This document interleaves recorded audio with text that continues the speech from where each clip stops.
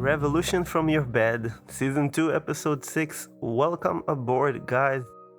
I just came back from a 7-kilometer walk.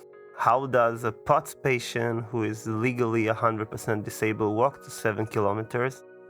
This is definitely not a miracle. It's all about willpower. So we're going to talk a lot about willpower and how everything is basically in our heads and in our mindset. But today I wanted to focus on walking and how walking really rehabilitated me. Walking really changed my life. When I was extremely ill, I couldn't barely leave bed. I could not stand for more than around 30 seconds, let alone walking was almost impossible to me. And in my condition, POTS syndrome, we have this paradox that our body gets deconditioned, like deteriorating, and there is some muscle atrophy going on. So I mean that the muscles are getting very weak in the legs. But the problem is that in order to be healthy, you need to do exercise, but you cannot do exercise because you have what we call exercise intolerance. So we are basically not able to do exercise, but we have to do exercise. And unless somebody can do exercise for us externally, which we have technologies like this to make muscles stronger. We have EMS suits, which I use too. But those suits are helping you build muscles. They're not helping with cardiovascular activity, or what we call cardio when we go to the gym or go to work out. So how can I deal with such a chicken and egg problem? And for me, my rehabilitation story is long enough, but I had to start making my muscles stronger, but eventually I had to do some sort of aerobic activity. And I've learned that the healthiest thing I can do to my POTS in order to restore some muscle mass to my shins, to my lower leg parts, which help push the blood back up to the heart, because we have something called the vein pooling. The blood is just staying in the legs, and it's even worse for us. We can even faint more than we already are. So what I had to do is basically reach a point to cross this threshold and actually start walking. And my problem was, again, that it was almost unbearable for me to walk more than a few steps, assisted, of course, with somebody, because I could fall and faint. But after a few weeks of trying and working in my bed on restoring some muscle mass, using those rubber bands that they use in physical therapy sometimes, or at gyms. I was given 2 rubber bands by a physical therapist. I think she did it even unlawfully, but she might have saved my life by doing so, and I thank her for that. The anonymous physical therapist. Those 2 rubber bands basically were the ones who really made me walk again, because I would just stretch my ankles and my feet against them and try to pull back and contradict it. And in the first few days, I would, of course, faint just from the exertion of trying to do something with my muscles. But after a few weeks, I was strong enough, providing, again, back then I started to take some medication to help me get out of bed. And I had to do a lot of functional medical stuff. So my vitamin D was almost at 0. I had to restore it. I had to restore a lot of other nutrients. And with the help of a Chinese doctor, Chinese medicine therapist, I was able to give my body a lot of the necessities he needed to get better. But eventually I had to make the first steps, literally. And what I did was basically to use the rubber bands and slowly but surely try to get out of bed, and slowly but surely again stand and reach the point that I don't faint after 30 seconds. And how do you do that? You need to move. So I had to dance around on the spot to really kind of make some noise with my legs, kind of stomp them around to make blood go up before I get up for like a minute or 2, and then get up and then try to move as much as I can before I faint again. But after a few weeks like this, my legs were strong enough and there were blood coming back again. Remember, no physical therapy, rehabilitation, hospital facility were willing to treat me. I was too sick for them. They didn't know how to treat me. And of course, that today it would have been a huge thing going to the news that it's completely neglection, maybe even close to malpractice. But back then I was already fed up with all the fighting against those windmills, and I've decided to do it myself. So after being able to stand and walk around in place, I had to walk assisted, like I had to lean on somebody, friends, family members, and so on. And I leaned on people for a few steps, and after, it took me, I think, 2 or 3 weeks to get to a point that I could walk by myself. And I'm gonna make a very long story short. After around 4 or 5 months, I would walk really well, and my entire day was inclined. Nutritionally, sleep, everything was inclined, and everything was focused on this hour of walk. And then I had another goal, because my main goal was to get back to college in the next studying year, and it was already mid-year, so I had around 6 months.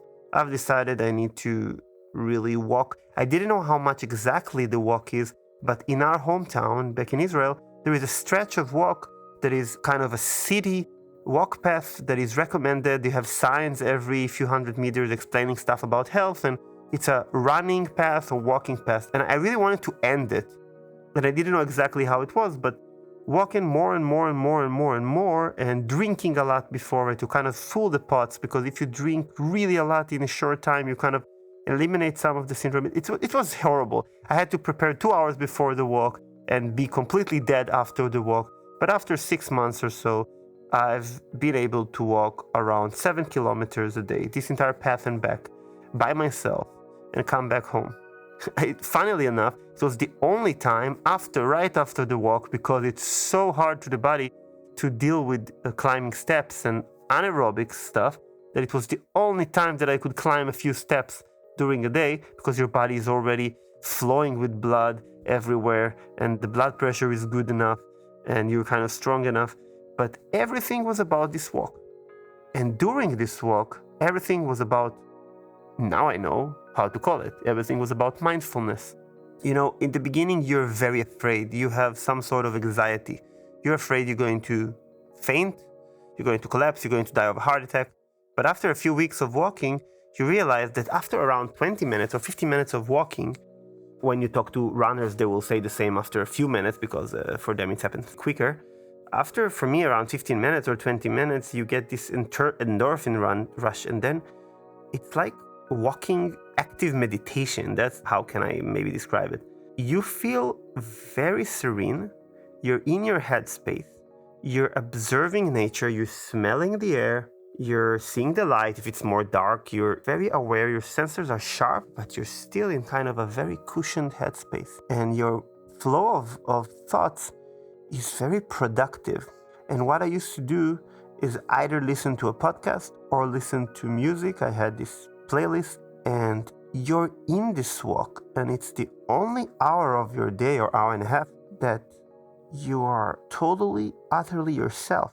And then I realized that this is not only healthy for my body, this is healthy for my mind.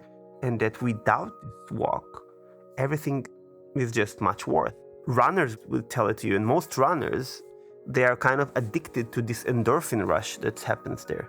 And many people who run will tell you how healthy it is and how great they feel, and they cannot stop because they feel good about it. There are a lot of explanation in science why does it happen. Of course that it's kind of a reward for doing something good for your body, but there are some theories and research that's telling that actually you kind of cushion the blow, because running is not really healthy for your body, so the body is trying to kind of cushion the blow, kind of to avoid the pain and the suffer of it.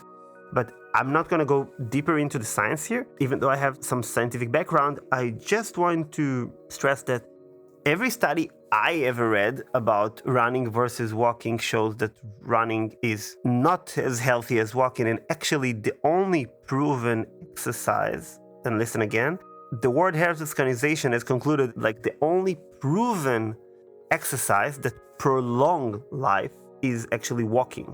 Walking, or some will stress jogging, kind of more fast walking or sportive walking. Actually, as far as I know, and you can send me an email and correct me, last time that I've been to an academic environment and we studied these materials, the only two things that I know of that actually prolong life and be proven is actually consumption of fiber and walking. There are a lot of other factors, blue zones, of course, I know the science, and I'm just saying that walking is so healthy for you. And we are, as primates, probably are designed to walk or walk fast much better than we are designed to run. And we're probably not designed to run so well. And again, this is a huge debate, and I'm trying to avoid this kind of corner. But for me, walking was a clear lifesaver. And it's a simple math for me. As a POTS patient, a day without walking is not a day, okay? But it have been times that I couldn't walk. The stresses of life, startups, so on, and flying for talks. And if I'm not walking for around 2.5 weeks, I'm starting to show like exaggerated symptoms of POTS. And in around 2 months, if I stop walking completely, and I've seen it during the first quarantine, that in the first month and a half, my doctors instructed me basically not to leave home, even not to throw the trash out. My neighbor had to come and do it. And symptoms are just started to rise, and you'll be back to bed in no time. So you have to always keep above this water line with POTS. If you get to this exercise level, you can never neglect it. So I will never be an athlete.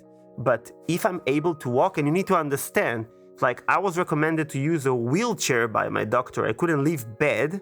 And sometimes I was recommended to use cane because I could barely walk, especially talk to me in the summer. But I'm reaching a point that I walk at least 3 kilometers a day. And how do I do it? It's because I reach this threshold, which is extremely hard to get. But if you stay in it, at least in our condition, you will get much better quality of life.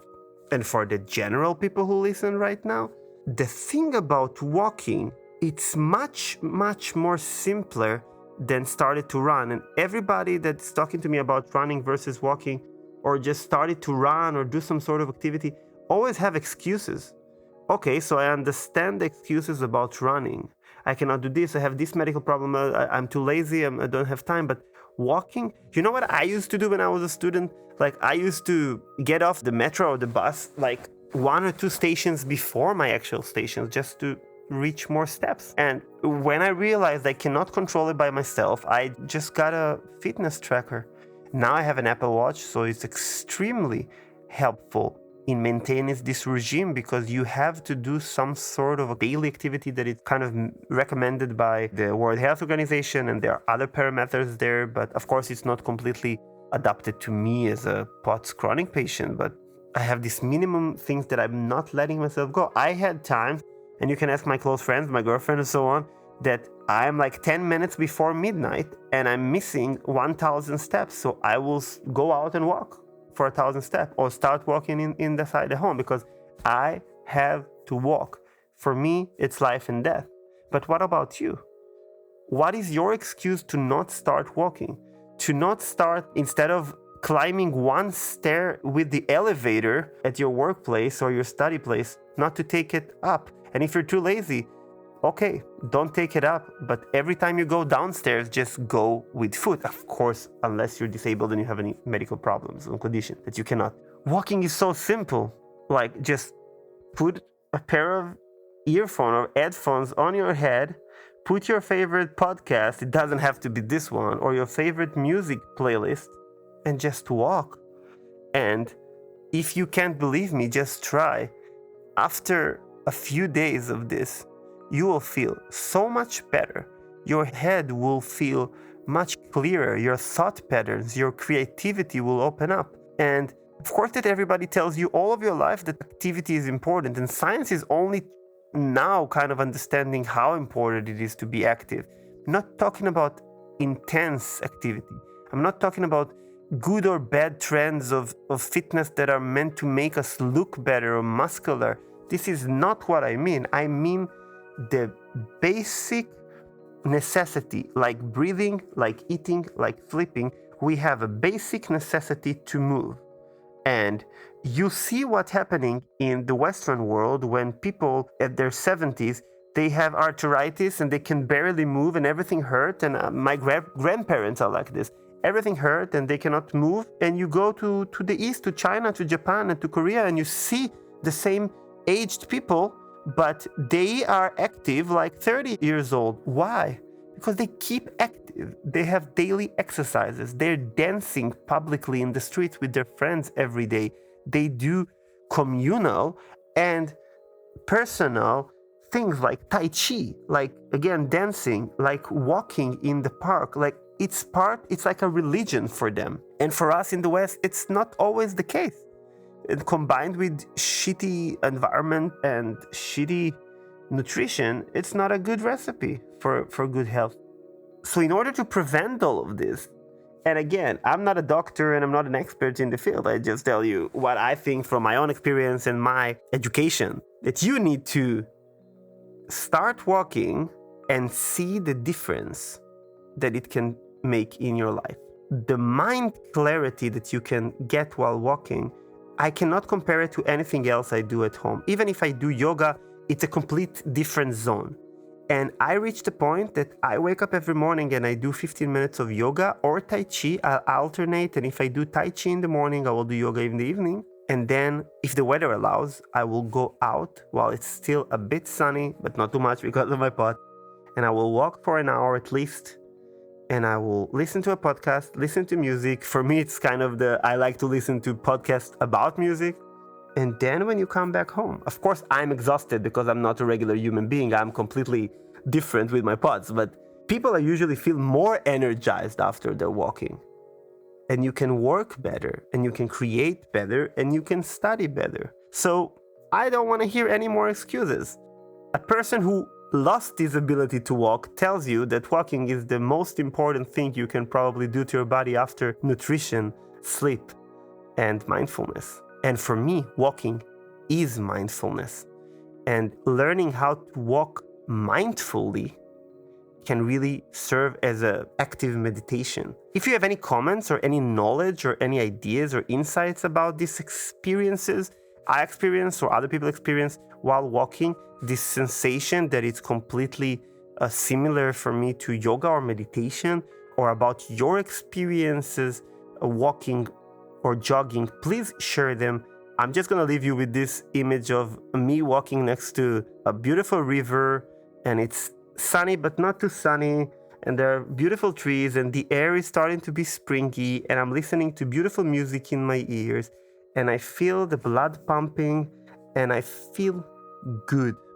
And this is something that it's very rare for a chronic illness patient to say, that it feels good, because we usually feel shitty all the time, 24/7. But when you walk, even though sometimes, yes, I have chest pains, it's hard, I'm not a healthy person. Those precious moments that I feel good are priceless. Please don't miss the opportunity to feel them too. I'll see you next time.